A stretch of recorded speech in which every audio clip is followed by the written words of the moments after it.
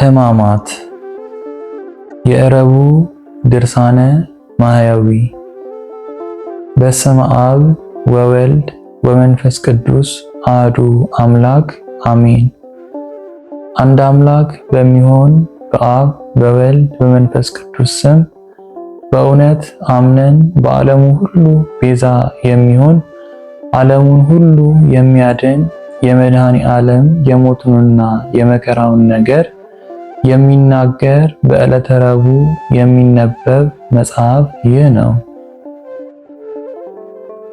በነጋም ጊዜ ጌታችን ኢየሱስን ይገድሉት ዘንድ የካህናቱ አለቆች፣ ጸሐፊዎችና መምህራን ተማከሩ።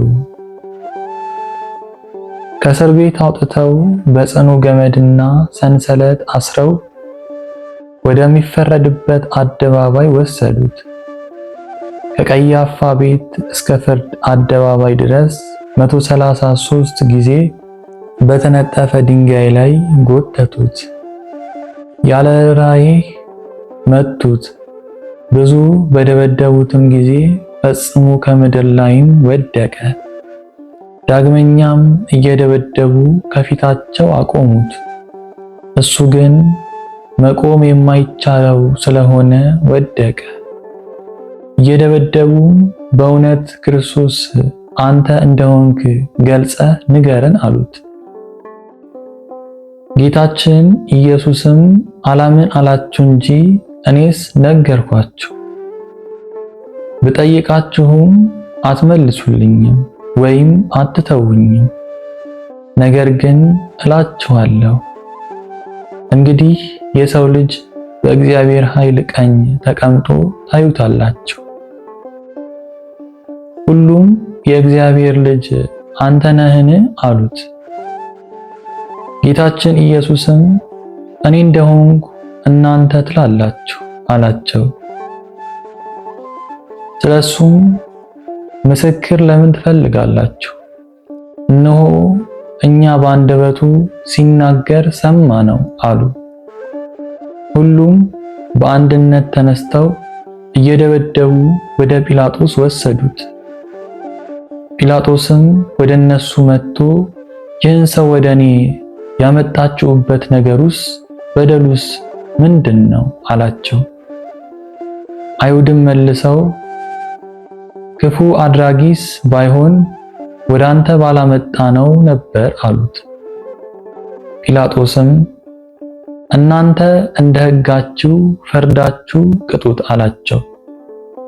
አይሁድም ማንንም ልንገድል እኛ አይገባንም አሉ። በማናቸውም ሞት ይሞት ዘንድ ስላለው ለነሱ ሲያመለክታቸው ጌታችን ኢየሱስ ክርስቶስ የተናገረው ነገር ይደርስ ይፈጸም ዘንድ ነው። የሚሞተውም ተሰቅሎ ነው እንጂ በድንጋይ ተወግሮ አይደለምና ያን ጊዜውን አይሁድ በጌታችን በኢየሱስ ላይ በሌባና በወንበዴ ፍርድ ፈረዱበት። ያስያዘውም ይሁዳ የሞት ፍርድ እንደተፈረደበት ባየ ጊዜ ተጸጽቶ ከሕዝቡ መምህራኖች እና ከካህናቱ አለቆች የተቀበለውን 30 ብር መልሶ ሰጣቸው። ይህን እውነተኛ ሰው ያስገደልኩ ንጹሕ ደሙን ያፈሰስኩ እኔ በድያለሁ አላበጀሁም ብሎ መለሰ። እኛ ካንተ አንተ ከኛ ምን አለ? ለራስህ እወቅ አሉት። ይህንንም ብር በአዳራሹ በትኖ ወደ ታላቁ እንጨት ሄዶ በእንጨቱ ላይ ገመድ አስሮ ተሰቀለ። ነገር ግን ያለ ንስሐ ተሰቅሎ እንዳይሞት ብሎ ጌታችን ኢየሱስ በቸርነቱ እንጨቱን ወደ ምድር አዘነበለው።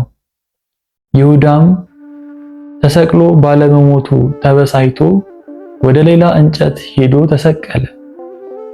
ጌታችን ኢየሱስም ሁለተኛ ጊዜ በቸርነቱ ብዛት ተሰቅሎ እንዳይሞት እንጨቱን አዘነበለለት። እንጨቱንም እንደ ሰው እንዲናገር አደረገው። እንጨቱም እንደ ሰው ተናግሮ እንደ ወንድምህ እንደ ጴጥሮስ ስለ ኃጢአትህ ንስሐ ገብተህ አልቅስ አለው። ጴጥሮስን ይቅር እንዳለው ያንተንም ኃጢአትህን ይቅር ይልሃልና እምቢ ብሎ በብዙ ጻርና መከራ ሳይሞት በሦስተኛው እንጨት ተሰቅሎ ዋለ። በሰርክም ጊዜ በጌታችን በኢየሱስ ፈቃድ እንጨቱ ወደ ምድር ጣለው። በመከራም 40 ቀን ተቀምጦ ንስሐ ሳይገባ በክፉ ሞት ሞተ። ወደ ምድር ወድቆ ጎኑ ተቀዶ አንጀቱ ወጥቷልና። የካህናቱም አለቆች ብሩን ተቀብለው ወደ ቤተ መቅደስ ልናስገባው አይገባም፣ የደም ዋጋ ነውና አሉ። ተማክረውም በጌታችን በኢየሱስ ዕውቀት ለመጻተኛ መቃብር ይሁን ብለው የአንጥረኛውን ቦታ ገዙበት። ጌታችን ኢየሱስ ለድሆችና ለእንግዶች በሕይወታቸውም በሞታቸውም አለኝታቸው ነውና ይኸውም ቦታ እስከ ዛሬ ድረስ የደም ቦታ ሲባል ኖረ።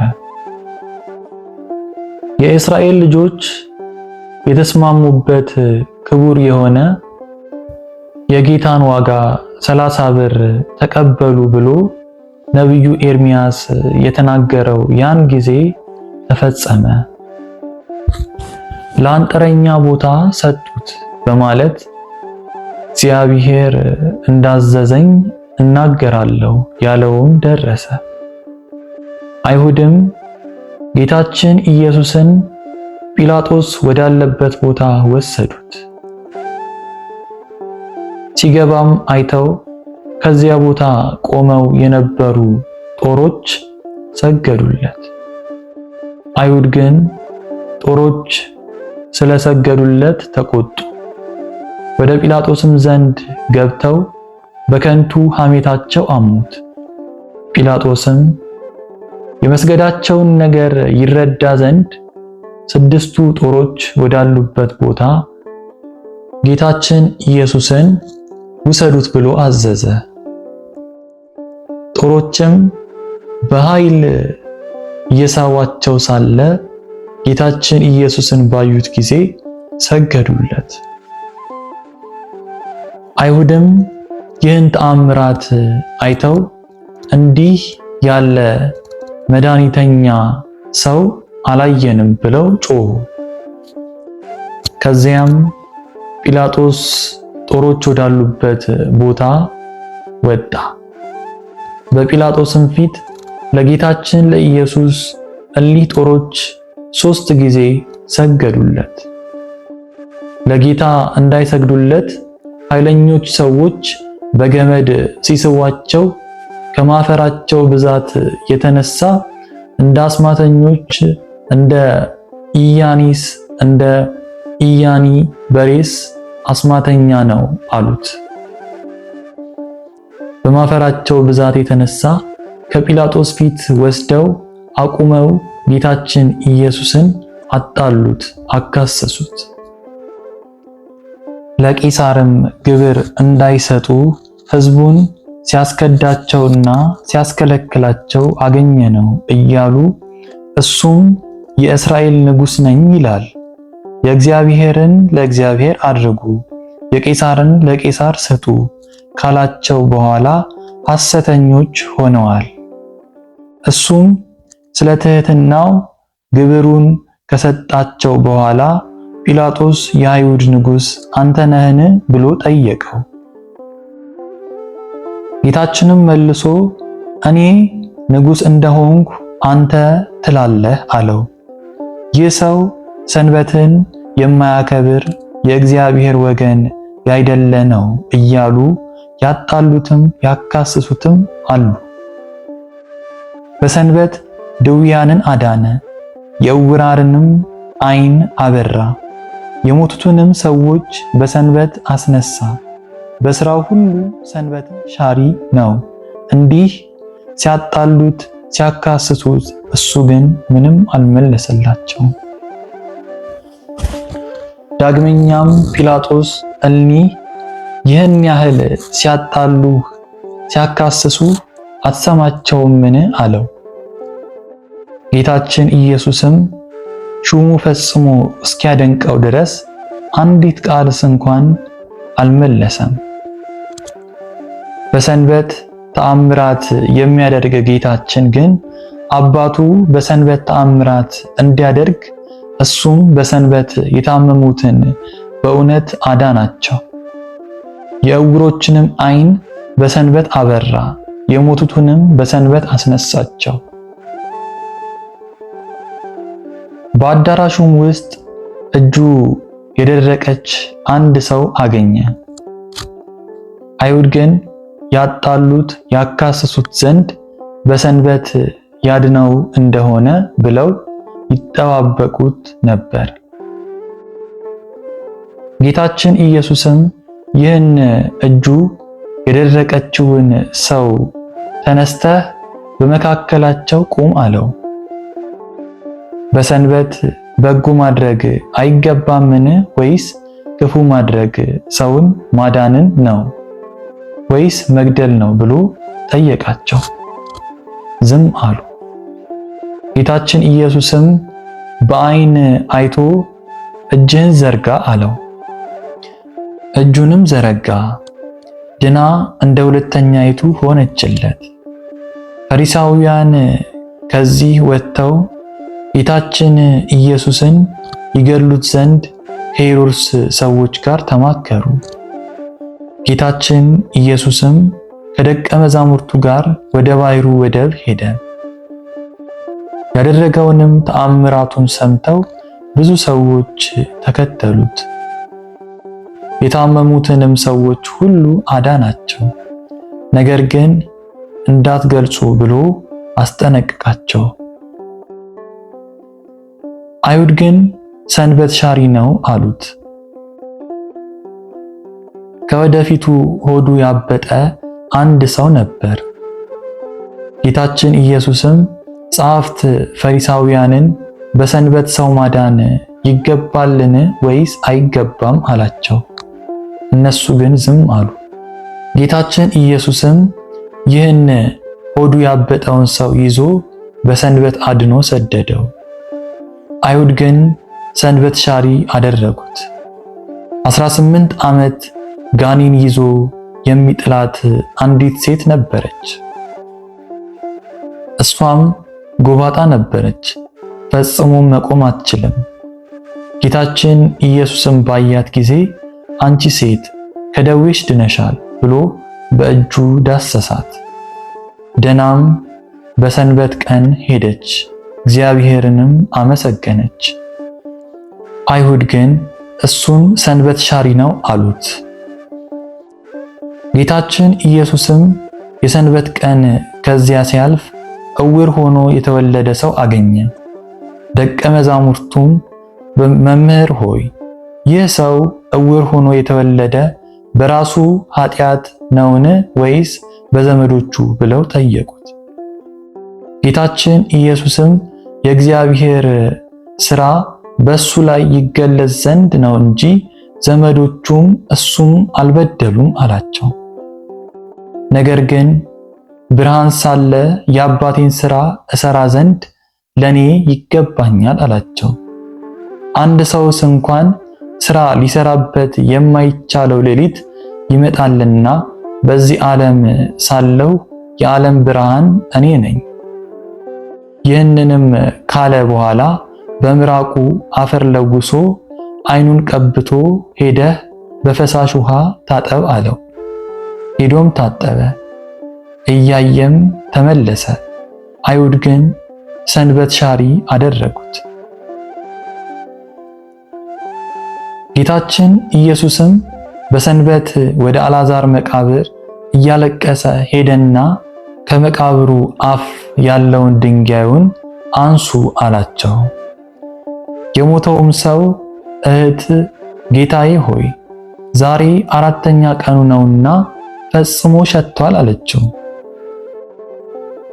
ጌታችን ኢየሱስም ብታምኚስ የእግዚአብሔር ታምራቱን ወይም ጌትነቱን ታያለሽ አላልኩሽምን አላት።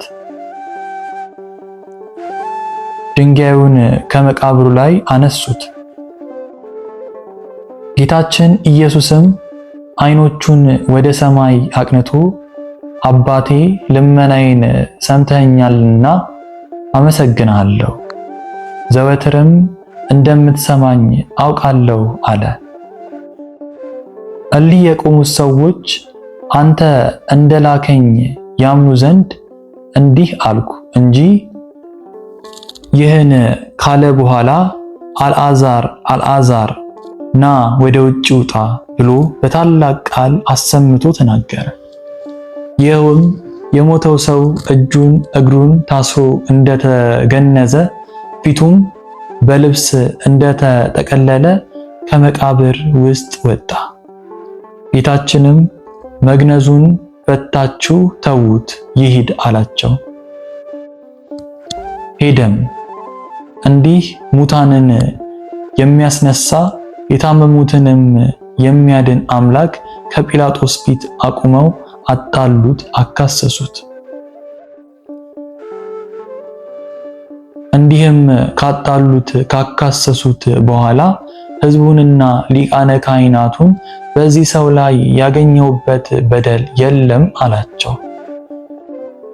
ከገሊላ ጀምሮ እስከዚህ ድረስ በይሁዳ አውራጃ እያስተማረ ሕዝቡን ያውካል እያሉ ሁሉም ጮሁ። ጲላጦስም ገሊላ ሲሉ ሰምቶ የገሊላ ሰው እንደሆነ ብሎ የገሊላን ሰዎች ጠየቀ። ከሄሮድስ ግዛት እንደሆነ አውቆ ያን ጊዜ ሄሮድስ በኢየሩሳሌም ሳለ ወደ ሄሮድስ ላከው። በላከውም ጊዜ ጌታችን ኢየሱስ ከመገዛት ነፃ ሲሆን በትህትና ሄደ። እሱ የምድራውያንና የሰማያውያን ገዢዎች ገዥ ሲሆን የምድራውያንና የሰማያውያን ጌቶች ጌታ ሲሆን የሰማያውያን ንጉሥ ልጅ ሲሆን እርሱ የምድርና የሰማይ ንጉሥ ሲሆን በደቀ መዛሙሩ በጴጥሮስ እጅ ከዓሣ ሆድ ወርቅ አውጥቶ ግብር ለሚቀበሉ ሰዎች ግብርን በትህትና ሰጠ። ሄሮድስም ጌታችን ኢየሱስን ባየው ጊዜ የተወደደ ደምግባቱን መልኩንና ብሩህ የሆነ ፊቱን ከማየቱ የተነሳ እጅግ ደስ አለው። ብዙ ሥራውን በሰማ ጊዜ ከብዙ ቀን ጀምሮ ሊያየው ይወድ ነበርና የሚሰራውንም ሥራ ሁሉ ሊያይ ይወድ ነበርና ብዙ ነገርም መረመረው፣ ጠየቀው።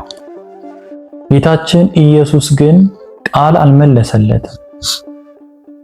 ጸሐፍትና የካህናት አለቆችም ዝም ስላለ ቆመው ያጣሉት ያካስሱት ነበረ። ሄሮድስና ብላቴኖቹ ክፉ ነውሳ እያሉ ዘበቱበት። ጌታችን ኢየሱስንም ሄሮድስ እንዳዘዛቸው ብዙ ገረፉት። ሥጋውም እየተቆራረጠ ደሙ እንደ ውሃ ወደ ምድር ፈሰሰ። ሄሮድስም ጌታችን ኢየሱስን አቃለው በመገረፉም ያዘነ የተከዘ ሆነ። ጌታችን ኢየሱስንም ቀይ ልብስ አለበሱት። ይህ ሰው ሞት ይገባዋል ብሎ ወደ ጲላጦስ ላከው።